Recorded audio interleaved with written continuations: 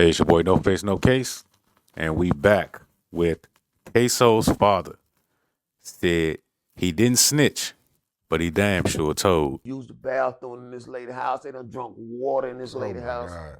They done fucking butter Scotty DNA all over the fucking front of this lady clothes.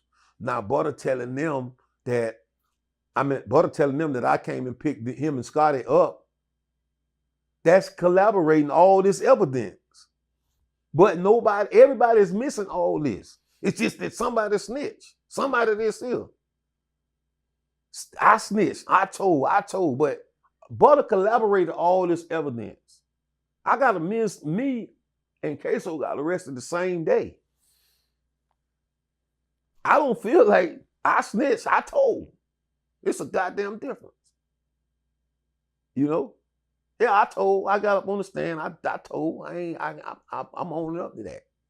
But they got to look at the whole broad situation. So this is from Ksoo's father on Say Cheese TV. Shout out to Sean Cotton. Man, just listening to it, right? This is what you call a failure of a father. I feel like there was a whole different route, but just listening to his whole story, he just a grimy dude. You gotta understand, and you told, but you ain't snitch. It makes no sense at all. That's just like a black person telling on a white person. It ain't snitching, it's whistleblowing. See, this is why you should leave the streets alone. And this is an old head. And in my opinion, he probably been snitching. Just listening to, all the cases he got out of that he was talking about. It's just a wild story. Like he's just a wild dude. You can just tell he's a grimy person. He put his pretty much contributed to putting his son behind bars. I feel like he could have pleaded the fifth or found a way around it, but he threw his son under the bus to get out of whatever situation he was in. And, maybe that was the only option. Who knows, but that's never the only option.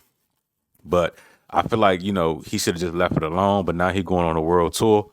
I'm pretty sure Say Cheese TV, Sean Cotton probably paid him.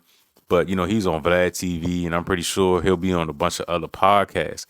But just parading around and trying to get money off of this whole situation is crazy. I feel like bruh should have just went on about his life, did what he got to do.